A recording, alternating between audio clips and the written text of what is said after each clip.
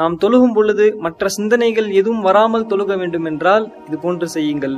உஸ்மான் இப்னு அபில் as ரலியல்லாஹு அன்ஹு அவர்கள் நபி ஸல்லல்லாஹு அலைஹி வஸல்லம் அவர்களிடம் வந்து, யா ரசூலுல்லாஹ், நான் தொழுதால் என்னுடைய சிந்தனைகள் தொழுகையில் இருப்பதில்லை என்று கூறினார்கள்.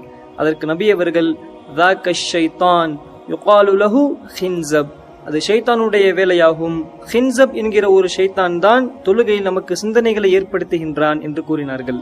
இது போன்று தொழுகையில் நமக்கு அதிகமான சிந்தனைகள் வந்து நம்மால் ஓர்மையாக தொழ முடியாமல் போனால் அஊது பில்லாஹி மினஷ் ஷைத்தானிர் ரஜீம் என்று கூறி இடதுபுறம் 3 முறை துப்பிவிடுங்கள் என்று கூறினார்கள். அஊது பில்லாஹி மினஷ் ஷைத்தானிர் ரஜீம், இது போன்று நாம் செய்ய வேண்டும்.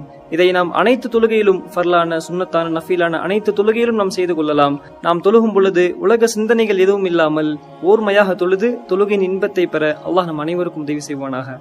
ஆமீன் கூறுங்கள். அஸ்ஸலாமு அலைக்கும் வரஹ்மத்துல்லாஹி வபரகாத்துஹு.